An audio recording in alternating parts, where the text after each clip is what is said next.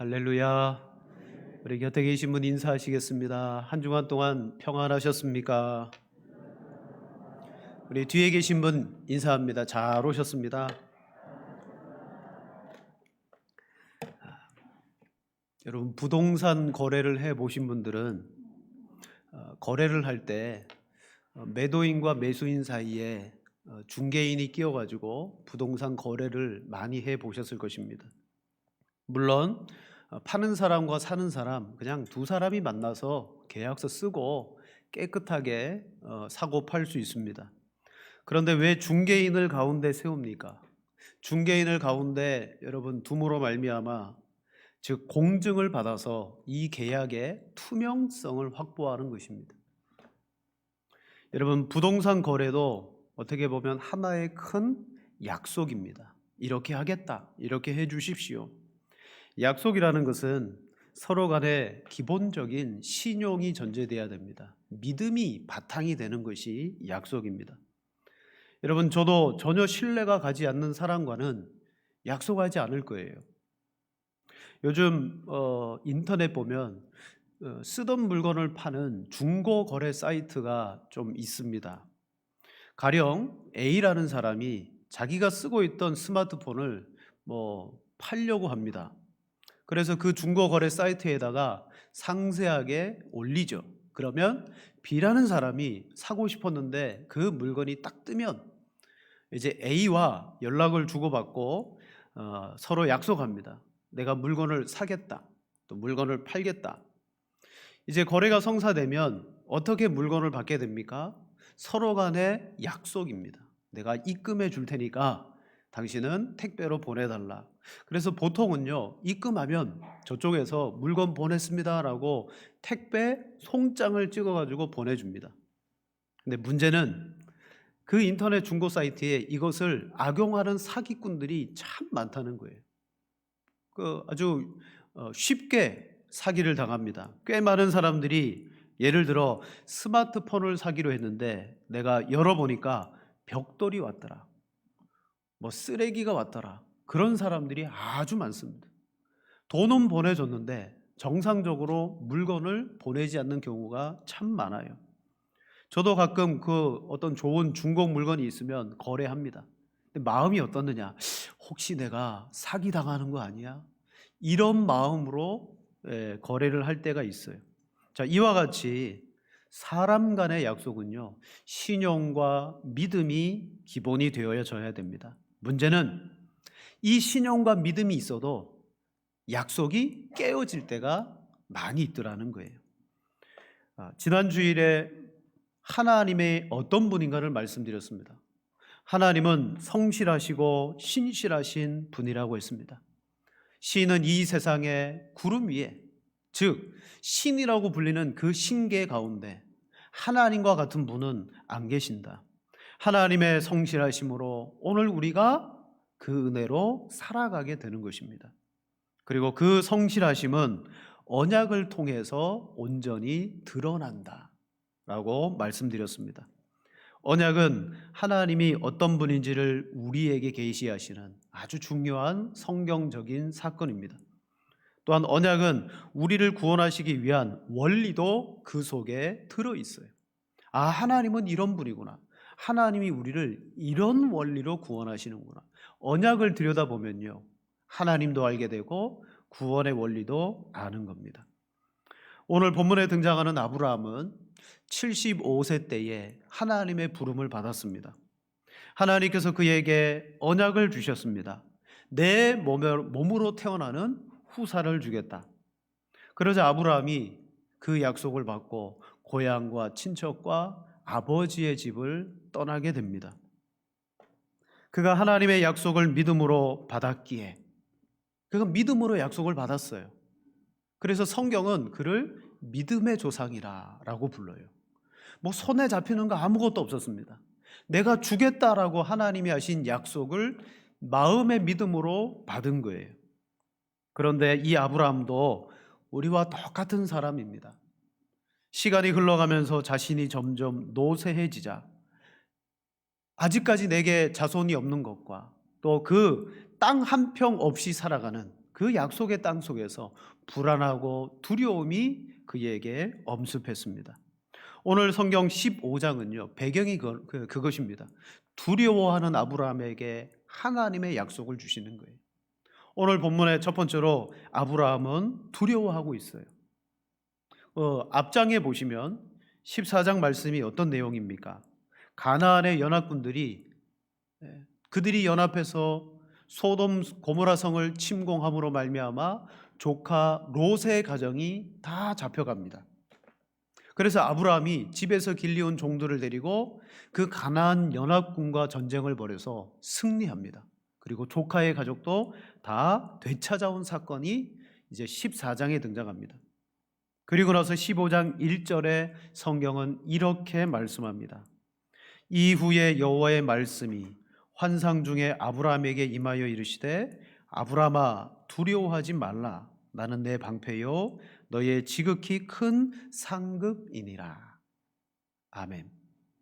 여러분, 우리 아브라함의 상황을 전부 다는 추측할 수 없습니다. 그런데 이 구절에서 그가 어떤 상태에 놓여 있다고 하나님 말씀하시느냐?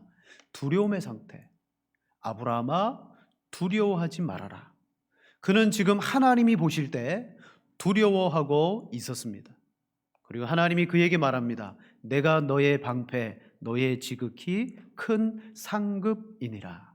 즉 아브라함아, 내가 너의 방패이고 내가 너의 지극히 큰 상급이니까 두려워하지 말아라 라는 말씀입니다.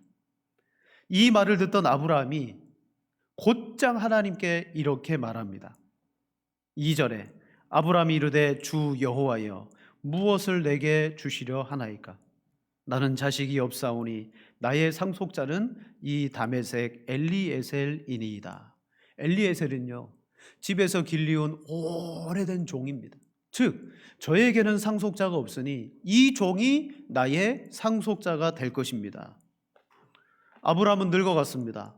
상속자에 대한 소망이 사라져버리고 있습니다. 그래서 현실적인 대안을 찾은 겁니다. 하나님, 이 종이 내 상속자입니다.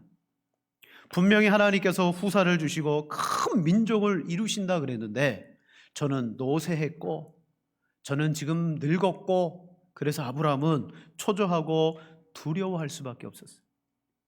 이때 하나님이 한 번 더 말씀하십니다. 4절 말씀. 그에게 임하여 이르시되 그 사람이 내 상속자가 아니라 내 몸에서 날 자가 내 상속자가 되리라 하시고. 아멘. 그리고 나서 그를 밖으로 데려가십니다. 하늘을 보여주십니다. 봐라, 하늘을 우러러 무뼈를 셀 수 있나 보라. 또 그에게 이르시되 내 자손이 이와 같으니라. 지금 현실의 상황 속에서 아브라함은 두려워할 수밖에 없었지만 하나님께서 종이 내 상속자가 아니라 내 몸에서 날 상속자가 있다. 그리고 하늘의 무뼈를 보여주며 하나님께서 그에게 약속하셨어요. 그러자 아브라함이 어떤 반응을 보입니까? 아브라함이 여호와를 믿으니 여호와께서 이를 그의 의로 여기시고. 그냥 하나님의 말씀과 하늘 한번 쳐다보고 믿었다는 거예요. 자, 여러분, 이 구절, 짧은 구절 말씀, 아브라함이 여호와를 믿어 그가 의롭게 되었다. 여러분, 이것은 로마서 말씀에 우리에게 칭의가 무엇인가를 가르칠 때 아주 중요하게 소개되는 구절입니다. 성경을 한번 보겠습니다. 로마서 4장 18절에서 22절. 우리 교독하시겠습니다. 아브라함이 바랄 수 없는 중에 바라고 믿었으니 이는 내 후손이 이 같으리라 하신 말씀대로 많은 민족의 조상이 되게 하려 하심이라.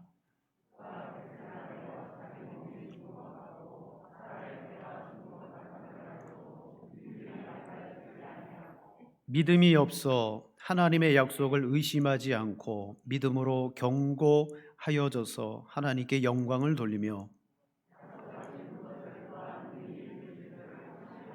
함께 봅니다. 그러므로 그것이 그에게 의로 여겨졌느니라. 아멘. 그는 모든 소망이 없지만 하나님께서 주신 약속을 믿었기 때문에 그러므로 그것이 그에게 의로 여겨졌느니라. 로마서 말씀은 아브라함도 믿어서 의로워진 것처럼 오늘 우리도 어떻게 구원을 받고 의로워지느냐? 믿어야 된다. 이게 칭의의 핵심 구절이 되어집니다. 이제 하나님은 아브라함에게 그가 자손에 대한 약속을 믿었습니다. 그러자 이제는 주제를 바꾸십니다. 뭘로 바꾸느냐? 땅도 주겠다고 했는데 땅에 대한 주제로 이제 넘어가요. 오늘 우리가 읽었던 본문 말씀이 바로 거기서부터 시작합니다. 자손에 대한 약속을 아브라함이 딱 믿었어요. 그리고 나자 이제는 하나님 편에서 땅에 대한 약속을 그에게 한 번 더 주십니다. 7절 8절 또 그에게 이르시되 나는 이 땅을 내게 주어 소유를 삼게 하려고 너를 갈대아인의 우르에서 이끌어낸 여호와라. 그가 이르되 주 여호와여 내가 이 땅을 소유로 받을 것을 무엇으로 알리까? 여러분 흔히 재미 들린다는 말이 있죠. 재미 들린다는 말이 뭐예요? 처음 몰랐는데 한번 딱 하고 보니까 이거 재밌네? 그리고 막 또 하는 거예요. 아브라함이 재미 들렸습니다. 자손을 주시겠다라는 약속을 하니까 아브라함이 요구하지도 않았는데 너 나와봐. 하늘의 무뼈를 봐. 내 자손이 셀 수 없을 만큼 많을 거야. 그 말씀과 무뼈를 보고 아브라함이 믿었다 그랬죠. 두 번째로 이제 하나님께서 아브라함아 내게 땅을 줄 것이야. 그러니까요 아브라함이 재미 들렸습니다.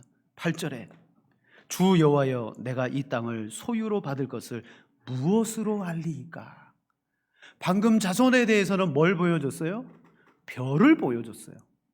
이제는 땅을 주시겠다 그러는 거예요.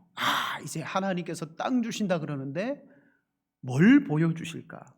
여러분 무뼈를 보게 하심으로 말미암아 아브라함에게 믿음의 확신을 갖게 하신 하나님께서 이제 땅을 주시겠다라는 그 확신 무엇으로 아브라함에게 알게 하실까? 흔히 약속에는요 뭔가를 약속할 때는 약속과 함께 보증물이 따라갈 때가 있어요. 쉽게 말하면 담보물 같은 거예요. 내가 이 약속을 지키겠습니다. 만약 어기면 이 보증금, 이 담보물 처리하십시오. 어찌 보면 이 아브라함이 하나님을 대하는 태도가 뭐냐면 좀 당돌합니다. 하나님 땅 주시겠다고요? 저에게 뭐 좀 보여주셔요. 아까는 자손에 대해서 별을 보여주셨는데 땅을 주시겠다고요? 그러면 무엇으로 제가 알겠습니까? 너무 여러분 하나님께 당돌한 태도가 아닌가요? 근데 하나님은 그의 태도에 대해서 아무런 책망과 나무람이 없습니다. 오히려 그에게 한 가지 예식을 준비하도록 요구하십니다. 9절 말씀 여호와께서 그에게 이르시되 나를 위하여 3년 된 암소와 3년 된 암염소와 3년 된 순양과 산비둘기와 칡비둘기 새끼를 가져올지니라. 여러분 이쯤 되면요 두려워 떨었던 아브라함의 마음속에 믿었으니까 확신이 생기고 담대함이 생기고 소망이 일어나기 시작했을 거예요. 그 상태의 아브라함에게 땅을 주겠다. 너는 나를 위해서 이런 동물들 준비해라 라고 그랬습니다. 하나님께서 주신 땅에 대한 약속으로 두 번째 뭘 하려고 하시느냐? 언약을 체결하는 언약식을 하나님이 준비하십니다. 아브라함은 하나님이 짐승을 준비하라고 했습니다. 그런데요 그게 어떤 의미인지 아브라함은요 알았어요. 하나님께서 이런 짐승을 준비하라라고 말만 하셨을 뿐인데도 아브라함은 그게 무슨 말인지 알아들었습니다. 그리고 그는 후속 조치로 이렇게 행동합니다. 10절 말씀 아브라함이 그 모든 것을 가져다가 그 중간을 쪼개고 그 쪼갠 것을 마주 대하여 놓고 그 새는 쪼개지 아니하였으며 하나님께서 이런 짐승 이런 것들을 준비하라고만 했지 뭐 쪼개라 놓아라 이런 말 없었거든요. 그 행동은 아브라함 스스로 알아서 하는 행동이에요. 즉 하나님이 이런 짐승을 가져오라고 했을 때 아브라함은요 알았어요. 이게 뭘 뜻하는지. 그래서 그는 그 짐승을 준비하고 쫙 짐승들을 쪼개어 놓고 기다리고 있습니다. 즉 짐승을 쪼개고 그 쪼갠 것을 마주 대하여 놓는다는 것이 여러분 어떤 의미일까요? 성경은 분명히 말합니다. 우리 예레미야 34장 18절 19절 말씀 같이 읽겠습니다. 송아지를 둘로 쪼개고 그 두 조각 사이로 지나매 실행하지 아니하여 내 언약을 어긴 그들을 곧 송아지 두 조각 사이로 지난 유다 고관들과 예루살렘 고관들과 내시들과 제사장들과 이 땅 모든 백성을 아멘. 자, 쪼갠 고기 사이로 지나가는 것. 이건 예레미야 당시에도요. 고대 근동 그 지역에 서로 간에 언약을 체결할 때의 언약의 행위였더라는 거예요. 곧 하나님께서 짐승을 준비하라라는 그 말씀을 아브라함이 듣자마자 고기를 쪼개어 놓은 것은 하나님이 언약을 맺자고 하시는구나. 왜냐하면 그게 그 근동 지방에 언약 맺는 방법이었기 때문입니다. 자연스럽게 그 짐승을 쪼개어 놓고 아브라함은 기다렸습니다. 여러분, 그 당시에 왜 이렇게 짐승을 쪼개어 놓았을까요? 그리고 그 뒤에 무슨 행동을 했습니까? 아까 예레미야가 그랬듯이 언약의 당사자들이 그 쪼갠 고기 사이로 지나가는 것이었습니다. 그래서 언약의 당사자인 나와 당신이 차례차례 그 고기 사이를 지나감으로 말미암아 언약이 성립이 되는 거예요. 또한 이 언약의 효력은 어떤 것이냐? 두 사람이 언약에 신실하면 언약이 이루어지겠지만 둘 사람 중에 어느 한 사람이라도 언약을 어기면 그 사람은 이 짐승과 같이 쪼개어질 것이다. 여러분, 언약의 저주라고 말합니다. 참 무섭고 두려운 언약의 방법입니다. 여러분, 그만큼 고대 근동사회에서는 언약, 약속을 목숨처럼 여기는 거예요. 그래서 약속을 깨트리는 건요, 불명예 중에 불명예입니다. 우리 여러분들 가운데 시간 약속 습관적으로 잘 못 지키시는 분들이 있죠. 우리나라에서 태어나신 거 다행으로 아시기 바랍니다.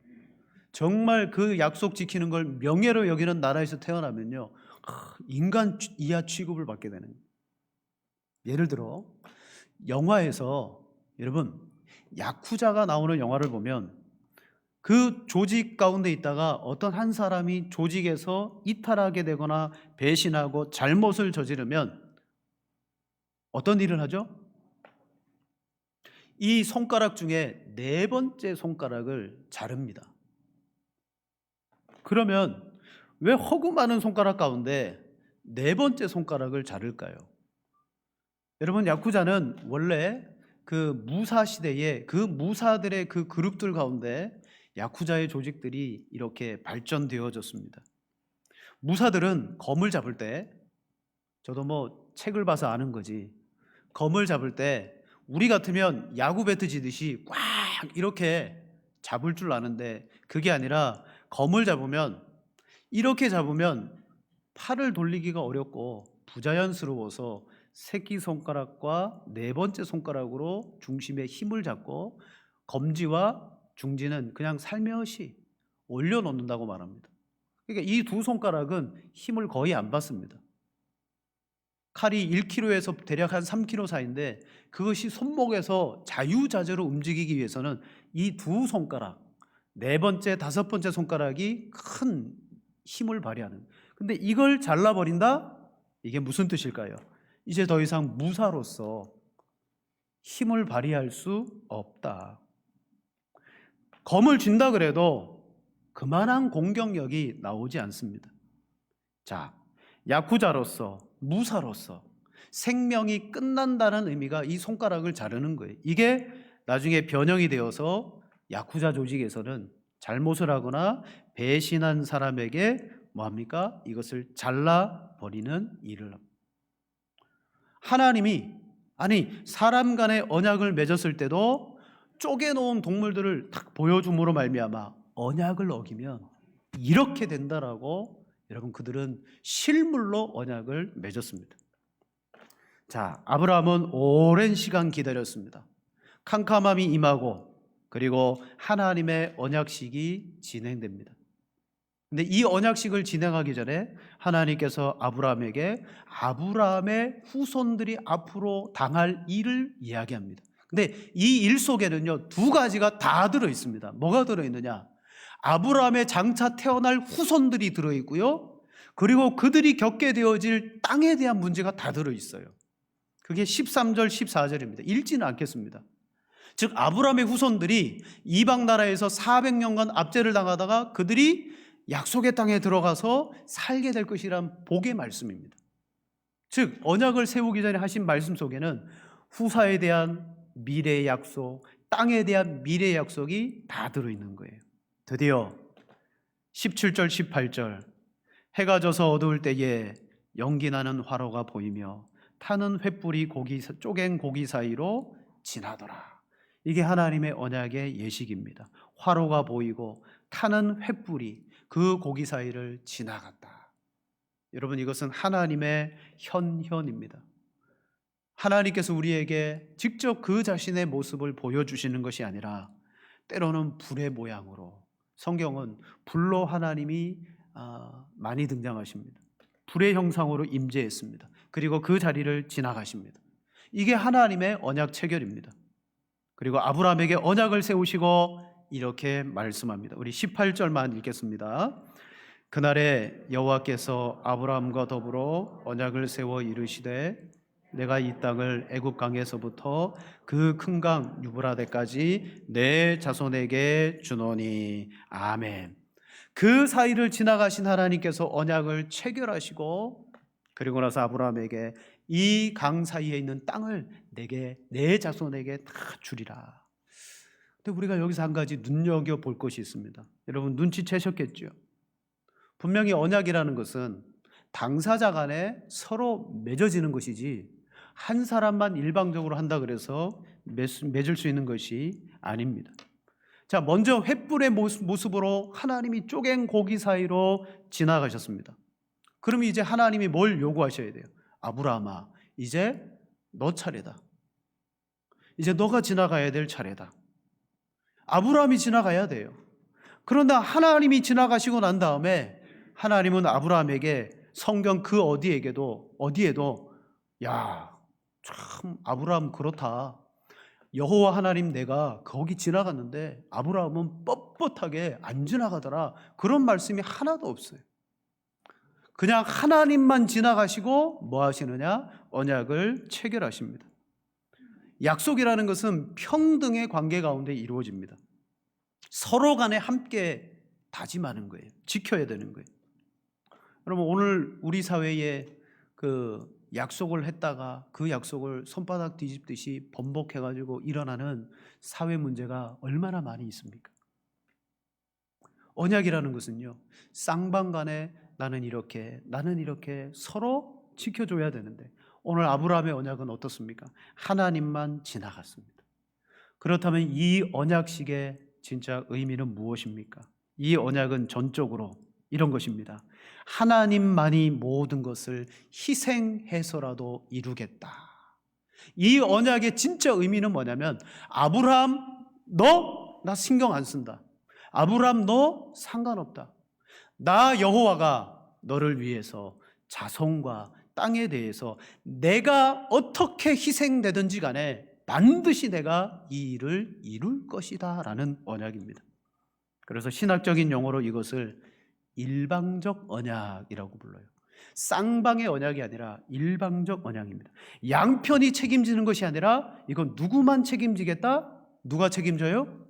하나님만이 책임지겠다라는 언약이에요. 여기서 우리는 세 번째로 언약을 통하여 우리의 연약함을 짊어지신 하나님을 알게 됩니다. 서두에 말씀드렸습니다. 하나님은 성실하신 하나님이시다. 그리고 성경에 보니 그 하나님은 언약을 통하여 하나님의 그 성실과 신실함을 우리에게 알게 하셨더라. 바로 아브라함의 이 언약이 대표적입니다. 여러분 성경에 등장하는 언약 가운데 제일 첫 번째가요, 아담에게 주신 명령이죠. 아담은 처음 영생을 소유하고 있었습니다. 그는 하나님의 복된 자녀로 에덴 동산에서 살았습니다.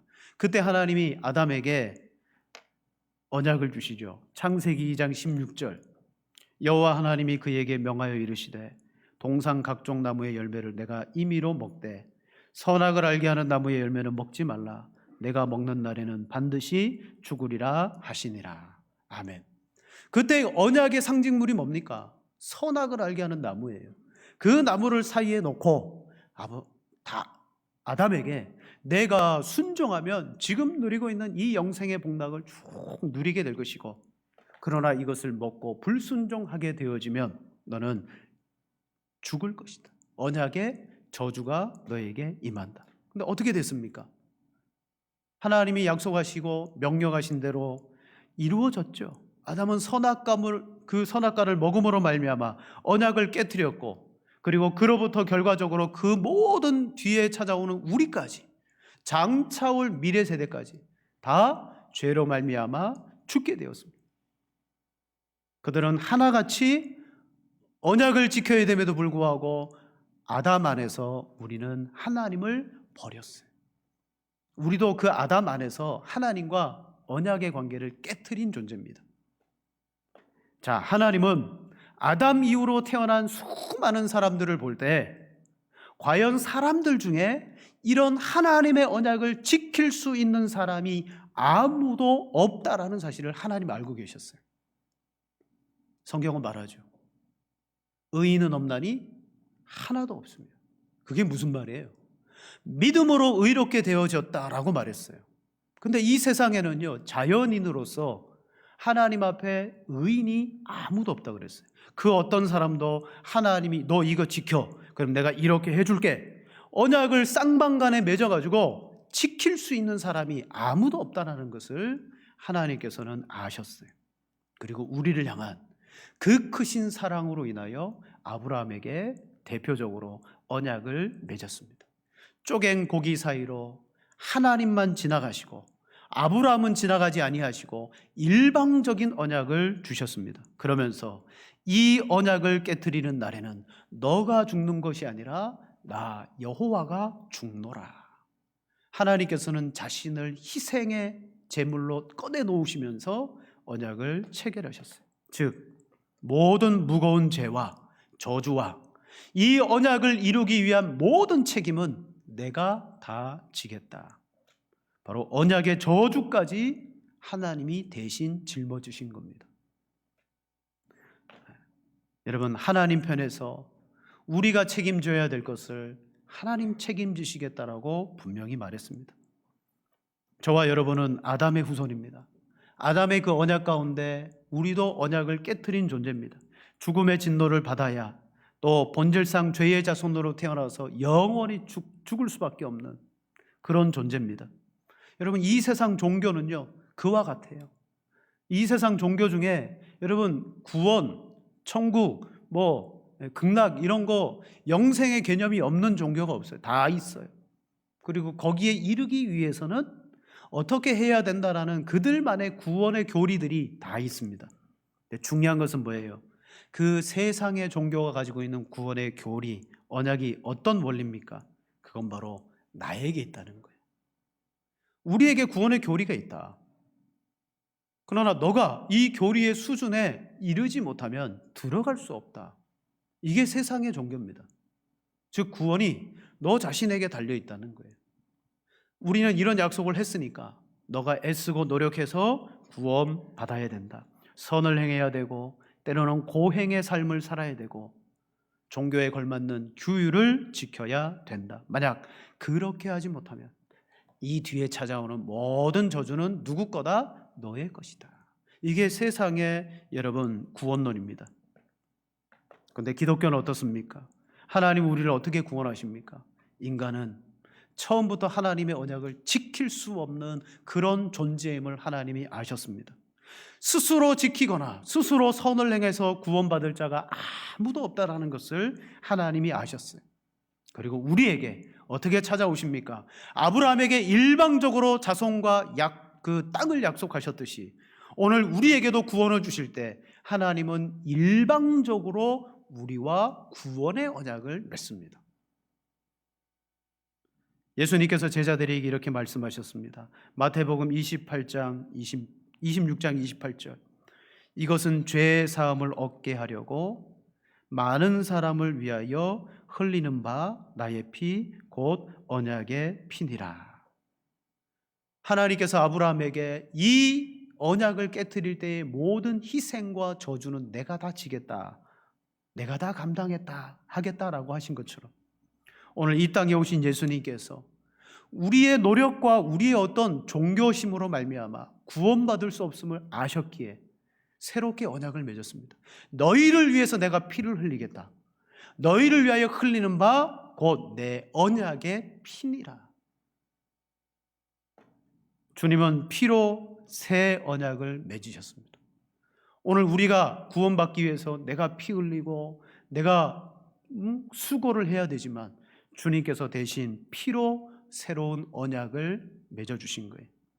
아브라함에게 자손과 땅을 약속하셨듯이 오늘 예수님은 우리에게 일방적으로 약속하셨습니다. 누구든지 나를 믿는 자는 구원을 얻을 것이다.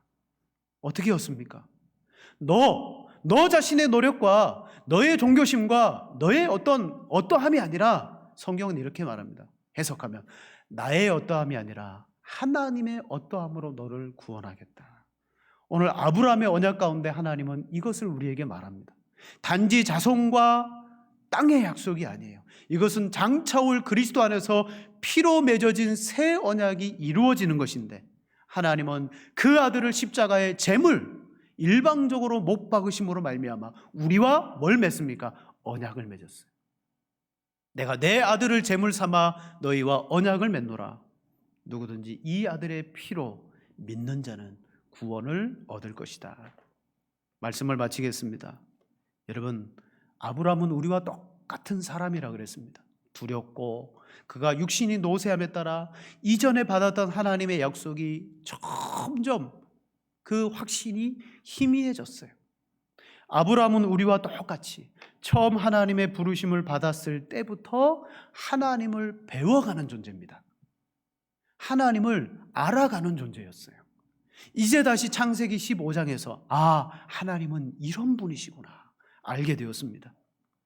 아브라함이 두려움과 불안함에 빠졌던 것처럼 저와 여러분은 성도임에도 불구하고 우리도 불안함과 두려움에 빠질 수 있습니다. 이때 우리는 무엇을 바라봐야 됩니까?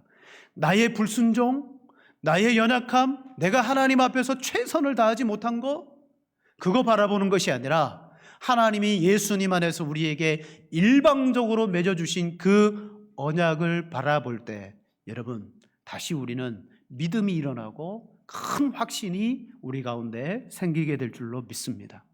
바로 두려워하는 아브라함에게 하나님이 하신 것은 이거예요. 언약을 체결하셨고 친히 모든 것을 감당하며 내가 다 지고 가겠다.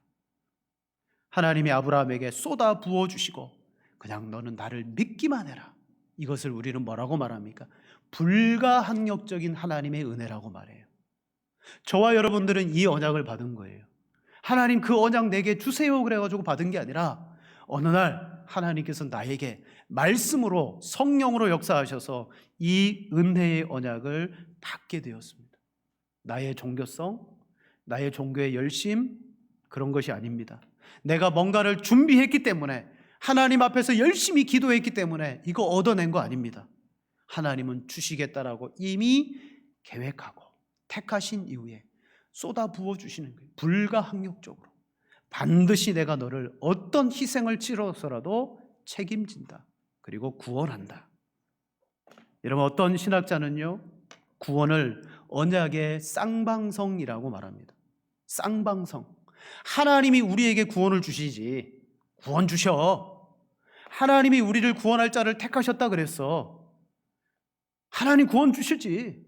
그런데 그 구원을 받는 사람의 태도나 우리가 구원을 받을 준비가 되어 있지 않으면 하나님 우리를 어떻게 구원하셔? 그 사람 구원 못 받아. 이게 은혜의 구원의 쌍방성입니다. 하나님 구원을 주셔도 내가 거기에 대해서 뭔가 해야지만 하나님이 주신다는 거예요. 그러나 성경을 보면요 언약도 그렇고 하나님의 구원도 그렇고 여러분 언약도 쌍방성이 아닙니다.